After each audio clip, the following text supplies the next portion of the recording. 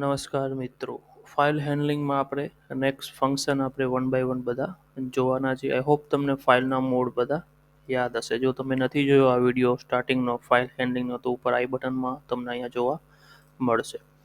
તો નેક્સ્ટ કોઈ પણ ફાઇલની સાથે કામ કરવા માટે પહેલાં ફાઇલને આપણે ઓપન કરવી પડે, ત્યારે આપણે આ લાઈન લખવી ફરજિયાત છે. પછી આ મોડ ડિસાઇડ કરશે કે તમારે રીડ કરવું છે, રાઇટ કરવું છે કે અપેન્ડ કરવું છે. ઓકે, આ તમને ખબર છે. અને આ પ્રોગ્રામ છે સિમ્પલ ફાઇલમાંથી રીડ કરવાનો છે ક્યાં સુધી? EOF, એન્ડ ઓફ ફાઇલ સુધી. આ શું છે? એક મેક્રો છે. તો હવે ફર્સ્ટ ફંક્શન આપણે જોશું fgets. હવે એસ રિપ્રેઝેન્ટ કરે છે સ્ટ્રિંગને. Read a string from a file one line at a time.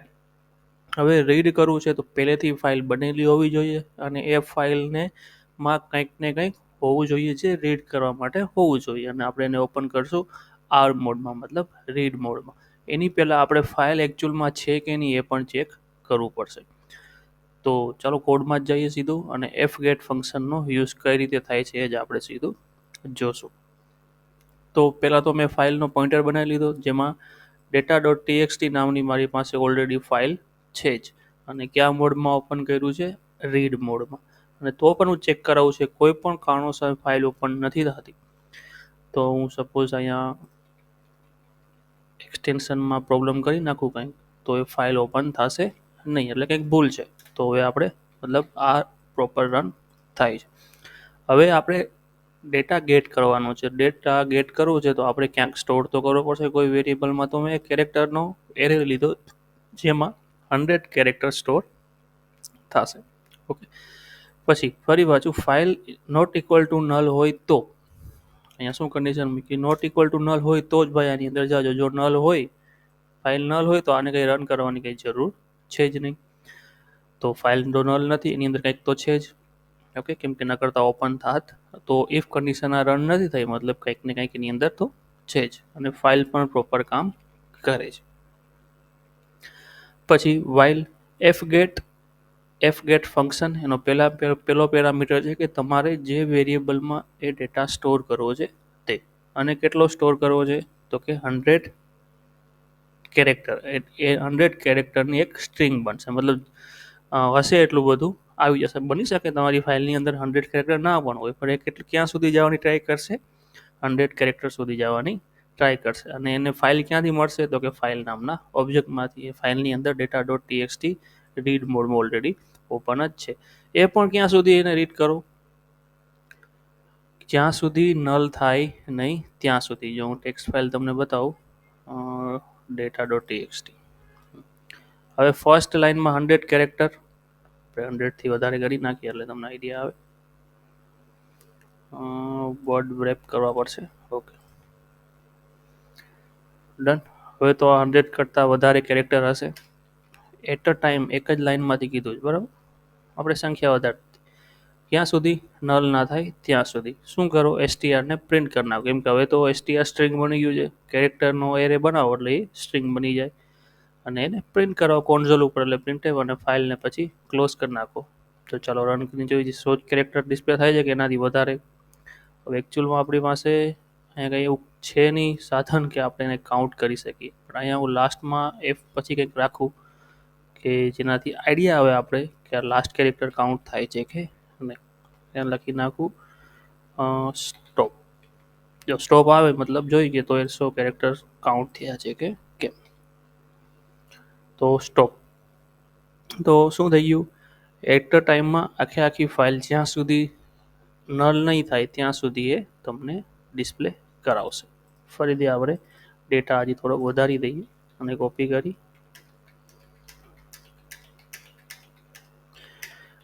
Last stop. Okay, હવે રન કરી ફરીથી.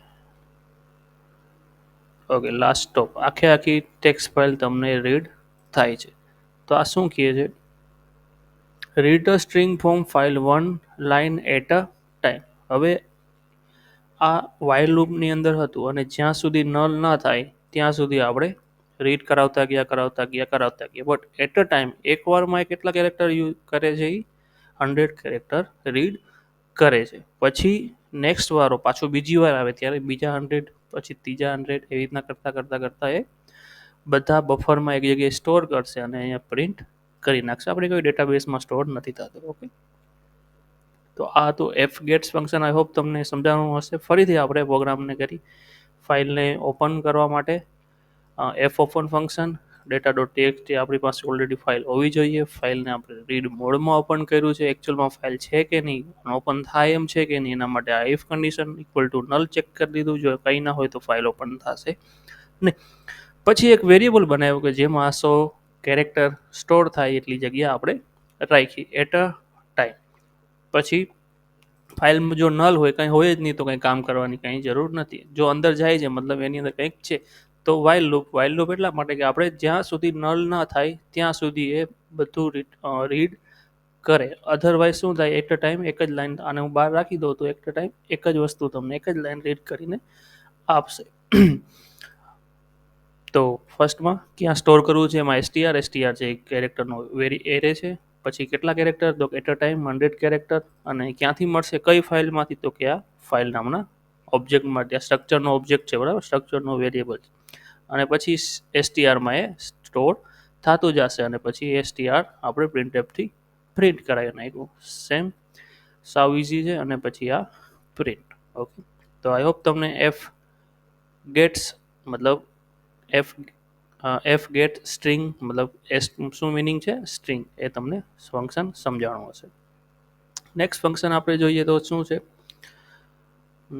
એફ ઓપન રન થઈ ગયું. પછી રાઇટિંગ માટે રાઇટિંગ મોડમાં કરશું ને F put C. Put C શું કરશે, કેરેક્ટરને પુટ કરશે. તો આપણે અહીંથી જ કોપી કરી લઈએ. આટલો ડેટા કોપી કરી અને અહીંયા જ મોડિફાઈ કરશું અને આપણે કમિટમાં મૂકી દઈએ.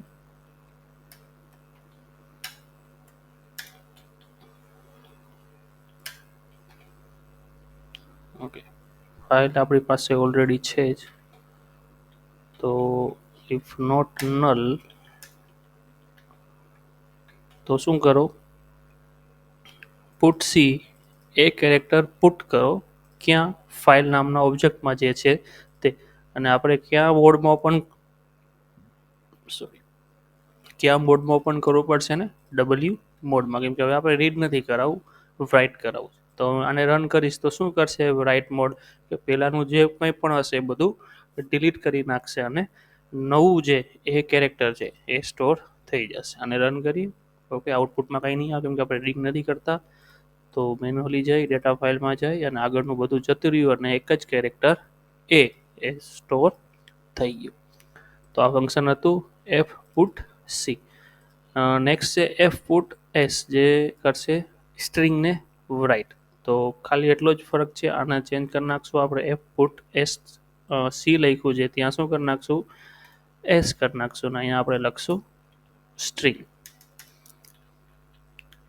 Hello I am new string of file કરી છે આપણે રન.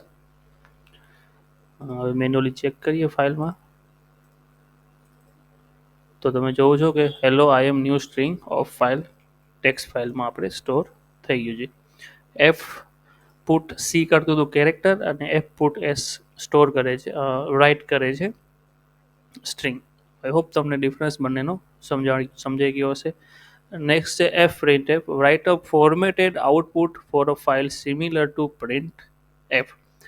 હવે પુટ એસ અને પુટ એસ અને પ્રિન્ટ એફ બંને સિમિલર લાગશે, બટ એફ પ્રિન્ટ એફમાં શું છે, તમે ફોર્મેટેડ આઉટપુટ તમે એમાં રાઇટ કરી શકો. તમે અહીંયા જોઈ શકો છો the file the number is %d. તો આ એક ફોર્મેટેડ થઈ ગયું કે આનો જે ડેટા છે ક્યાંથી આવશે, કોઈક ઇન્ટીજર છે વચમાં, આમાં તો પ્લેન ટેક્સ જ આવશે ખાલી બધાય. એમાં /n તમે ન્યૂ લાઇન ટેબ કે એવું કંઈ આપી શકશો નહીં. તો આપણે આને જ કોપી કરી લઈએ અને અહીંથી આને મારથી હવે ડિલીટ અને અહીંયા put if condition printf. Okay, file તો આજ થઈ ગઈ data.txt. એમાં num10 the number is %d, એટલે આલ્ફા ન્યુમેરિક વેલ્યુ તમે ઇન્સર્ટ થઈ જશે.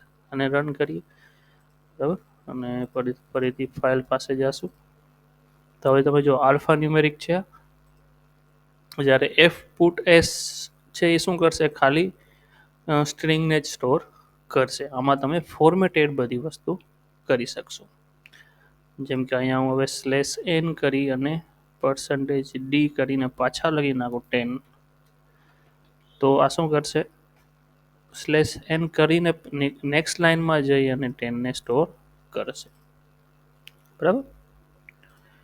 ઓકે, તો આઈ હોપ તમને આ 2-3 ફંક્શન આપણે જે જોયા તે આઈડિયા આવ્યો હશે. તો નેક્સ્ટ મળશું આપણે નેક્સ્ટ વિડીયોમાં અમુક બીજા ફંક્શન સાથે. ત્યાં સુધી જય હિન્દ, જય ભારત.